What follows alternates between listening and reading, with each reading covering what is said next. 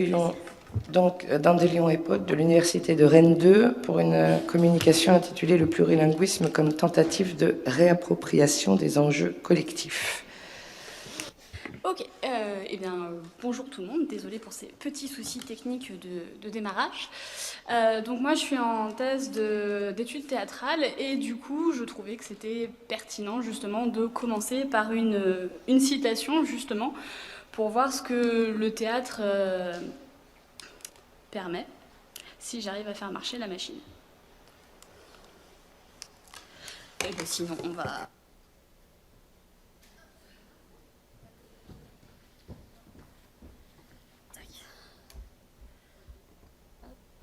On, 1, 2. C'est bon, vous m'entendez là? Parfait. Et ici ça marche.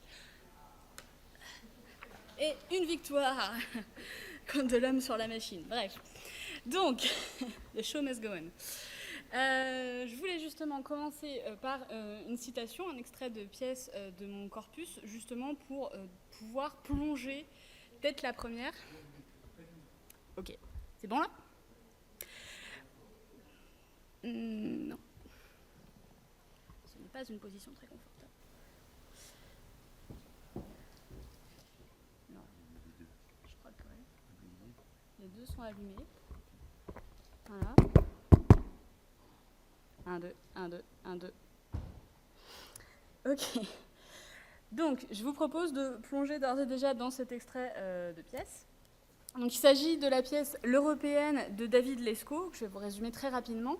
Donc, dans cette pièce, l'Union européenne a commandité une résidence d'artistes qui sont issus de différentes disciplines artistiques, mais surtout de différentes langues, avec comme but plus ou moins avoué qu'ils doivent trouver une solution pour dépasser l'obstacle des langues.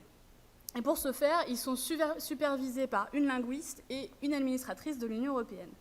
C'est ces deux personnages qui vont ouvrir la pièce, puisqu'elles arrivent sur scène, et notre linguiste est très surprise de découvrir la foule, magnifiquement interprétée par le public, et donc notre administratrice de présenter la foule en question, puisqu'il s'agit des interprètes de l'Union européenne. Lecture. Celui-là, par exemple, c'est le suédois qui traduit l'allemand. À côté de lui, il y a le suédois qui traduit l'anglais, et à côté, la suédoise qui fait l'italien.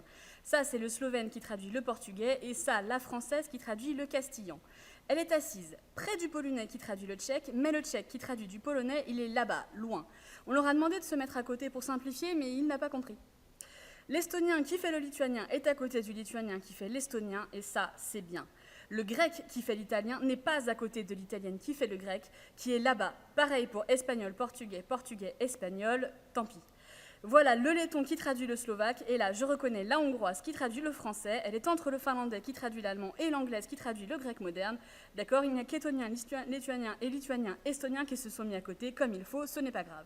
Monsieur, là, c'est danois, néerlandais, là, c'est espagnol, maltais, maltais, finnois, allemand, polonais, hongrois, slovène, letton, allemand, grec, danois, etc., etc. Ça dure comme ça pendant 3 pages. Donc, comme vous pouvez voir, c'est une citation c'est une réplique même qui est extrêmement dense, qui est extrêmement longue, et qui est rapidement intercoupée de petites répliques de la linguiste qui va poser des questions. Et pourquoi je trouvais commencer par cet extrait extrêmement intéressant pour nous, c'est que ça nous permet de voir en fait les questions qu'on aborde ici, pour lesquelles il nous faut 3 jours en colloque, nous, pour expliquer. Le théâtre va les matérialiser, va expliquer et va nous les faire vivre finalement. Et donc c'est là que ça devient intéressant. L'européenne, ça appartient à une famille de pièces dans lesquelles le plurilinguisme, c'est le sujet de la pièce. C'est-à-dire, on prend plusieurs personnages qui parlent différentes langues, on les fout dans un même espace, débrouillez-vous pour vous comprendre. Mais les pièces que j'aimerais vous présenter aujourd'hui, elles fonctionnent différemment, c'est-à-dire qu'elles vont utiliser le plurilinguisme comme un outil dramaturgique, au même titre qu'on utiliserait un costume, un décor ou une direction d'acteur, finalement.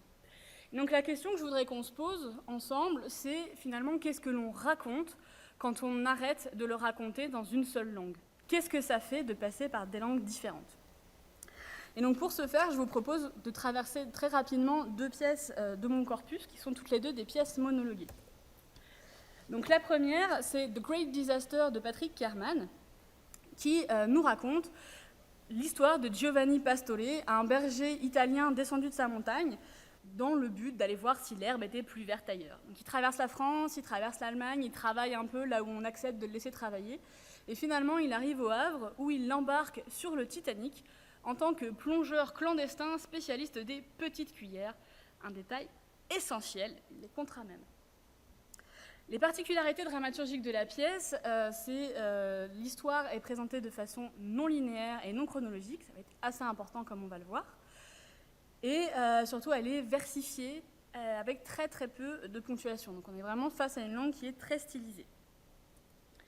La première occurrence du plurilinguisme, elle se fait dans ce genre d'anaphore, puisque toute la pièce, on a donc Giovanni qui va commencer par « moi, Giovanni Pastore, blablabla, blablabla, blablabla ». Or, il y a des moments où on se rend compte que Giovanni, il change de nom et de prénom. Alors ça peut paraître très anecdotique, puisque comme vous voyez, il s'agit simplement d'une traduction ou transposition de son nom dans les différentes langues qu'il traverse, mais c'est déjà assez important pour deux raisons. Déjà, ça nous permet de voir la volonté du personnage de s'intégrer au milieu linguistique qu'il traverse, et surtout, comme je vous le disais, comme on n'a pas de repères chronologiques, puisque Giovanni il est dans le fond de l'océan depuis au moins un siècle, et qu'il ressasse dans le désordre, on n'a jamais moyen de savoir à quel moment de son histoire on est. Donc ces anaphores-là, quand ils changent de prénom, ça nous permet aussi de repérer où et quand nous sommes. Donc la langue devient un repère spatial et chronologique. Mais c'est assez paradoxal, puisque du coup, d'un côté, elle devient un repère, un véritable marqueur, mais de l'autre, rajouter une langue, c'est aussi rajouter des informations. Et donc on se retrouve face à une multiplication d'informations qu'on va avoir de plus en plus de mal à trier, d'autant que des fois, on ne peut pas les traduire, on ne peut même pas les comprendre, et qui vont venir complètement flouter cet espace-temps. D'autant plus que là, on est face à un personnage qui est donc coulé dans le fond du Titanic, mais qui va pouvoir aussi nous raconter les Sex Pistols, nous parler de Karl Marshall, donc un peintre spécialiste du naufrage du Titanic, et de l'Holocauste. Donc niveau repères spatio-temporels, on est un peu confus, dirons-nous. Autre moment de plurilinguisme, ici, Giovanni vient nous parler de la signalétique présente dans le Titanic. Donc une signalétique qui a pour but de bien séparer les différentes classes du navire. Mais il y a un doute. Parce que tout simplement, la signalétique du Titanic était-elle vraiment en plusieurs langues? Je n'ai pas réussi à vérifier quelle langue était la signalétique du Titanic. Mais surtout, si on regarde bien, on constate que l'ordre des langues, il n'est pas innocent non plus. C'est-à-dire qu'il est bien dans l'ordre du parcours de Giovanni. On a d'abord l'italien, le français, l'allemand et enfin l'anglais. Et donc il y a une espèce de superposition entre cette signalétique-là et le parcours de Giovanni, et donc potentiellement une confusion dans la mémoire de notre personnage. Et c'est pas innocent, parce que du coup, ce plurilinguisme-là, cette trace de plurilinguisme-là, nous oblige à prendre un pas de recul, finalement, et nous poser la question de quelle est l'histoire qu'on est vraiment en train de nous raconter. On passe de l'histoire particulière de Giovanni, un personnage fictif, et grâce au plurilinguisme, on se rend compte que peut-être cette histoire, on peut aussi la résumer en disant que c'est l'histoire d'un migrant clandestin qui s'est fait rejeter de partout en Europe pour mourir dans le fond des cales d'un bateau. Et c'est via le plurilinguisme qu'on a cette ouverture et qu'on passe du particulier au général. Seconde pièce que je voudrais traverser avec vous aujourd'hui, il s'agit de Focchio Europa de Nicoletta Ezionensu, dans laquelle une narratrice anonyme cette fois-ci écrit une lettre à son père pour lui expliquer qu'elle doit répondre à un concours dont le thème est « Qu'est-ce que mon pays a fait pour moi et qu'est-ce que je vais faire pour le remercier ?» Seul problème, comme elle l'explique, elle n'a pas de pays. Du coup, ça coince un petit peu. Dans cette espèce de lettre un petit peu tordue, elle nous raconte comment est-ce qu'elle a grandi dans le bloc de l'URSS tout en rêvant de l'Europe. Dans les particularités dramaturgiques de cette pièce-là, donc on a le fait que c'est une lettre, on a une forte présence de listes. Je ne vais pas pouvoir en parler beaucoup aujourd'hui, mais ça participe à ce que je vous disais tout à l'heure sur la surenchère d'informations dans les dramaturgies plurilingues. On a le fait que vraiment on est face à un langage qui est très vulgaire, extrêmement coloré, comme on le voit déjà dans le titre, et cette espèce d'adresse à son père qui apparaît, disparaît, un peu comme ça l'arrange. Dans ce premier extrait, on se rend d'ores et déjà compte d'une chose, c'est-à-dire que, excusez-moi, dans l'histoire du bloc de l'URSS, c'est qu'il y a beaucoup de migrations de population, et ça se voit d'ores et déjà dans les familles et dans la structure des familles. Ici, on a 3 générations, et sur 3 générations, on a 3 langues différentes, 3 nationalités différentes. Et ça pose des soucis, puisque au moment où la mère voudrait pouvoir transmettre sa langue, son alphabet à la fille, la grand-mère réagit extrêmement violemment, puisqu'elle prend ça comme une menace directe à l'unité familiale, et donc il y a vraiment une posture de rejet. Bien sûr, ça ne... bien sûr, ça ne s'arrête pas à la famille, ça touche aussi la société plus large, et donc le voisinage. Dans cette scène-là, notre narratrice prend l'ascenseur avec supposément une voisine, en tout cas une habitante du même immeuble qu'elle, et lui demande gentiment à quel étage elle souhaite descendre. Pas de chance, il fallait le demander en russe. Donc par conséquent, l'autre lui signale, et elle, sa réponse, c'est de passer par toutes les insultes à sa disposition, dans toutes les langues à sa disposition pour se défendre. Donc là, le plurilinguisme, il permet plusieurs choses, et notamment, il permet un acte de rébellion. Il permet de montrer déjà le caractère factice de l'interaction sociale, puisque notre narratrice a été extrêmement aimable, mais comme ce n'était pas la bonne langue, elle se fait rembarrer très violemment, donc elle fait la même chose. Ça permet de refuser l'imposition du monolinguisme, et surtout de cette langue-là. Et puis surtout, ça permet de récupérer une relation extrêmement ludique à la langue. Je pense qu'adolescents, on a un peu tous fait ça quand on a commencé à apprendre des langues, d'apprendre tous les gros mots disponibles dans cette langue-là pour le plaisir. Là, on a vraiment ce caractère-là de jouer avec la langue, à être le plus choquant possible, et autant qu'on peut.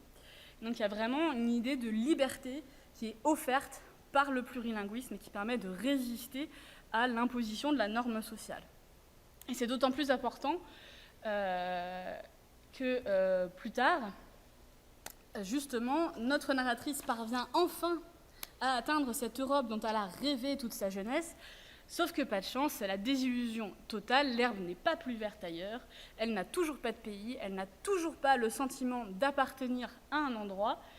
Alors, il y a encore cette tentative de recours à la vulgarité pour résister, sauf que cette fois-ci, il ne reste plus que l'anglais hégémonique, il ne reste plus que ce fuck qu'elle est condamnée à répéter en boucle jusqu'à le vider de son sens, et du coup, elle ne parvient pas, comme elle le faisait dans l'extrait précédent, à récupérer cette liberté-là. Donc il y a vraiment quelque chose où ici, le monolinguisme, finalement, la perte du plurilinguisme, traduit bien une espèce de trahison personnelle, une perte de soi. Il y a quelque chose qui est endommagé à partir de ce moment-là, en fait. Et donc, pour conclure, on voit bien dans cette dramaturgie plurilingue que le plurilinguisme n'est finalement pas tellement un obstacle. Il permet des choses très très concrètes. Il nous permet d'un premier côté de repérer les trajectoires des personnages, qu'elles soient géographiques, temporelles ou biographiques. Ça nous permet d'évaluer finalement leur état émotionnel.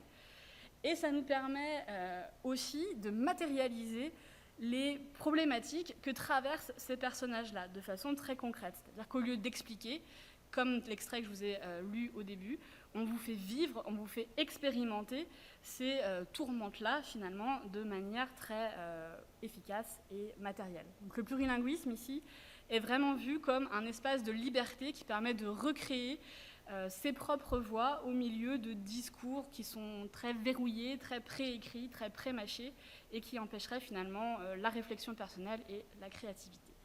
Je vous remercie de votre attention en cette fin de journée.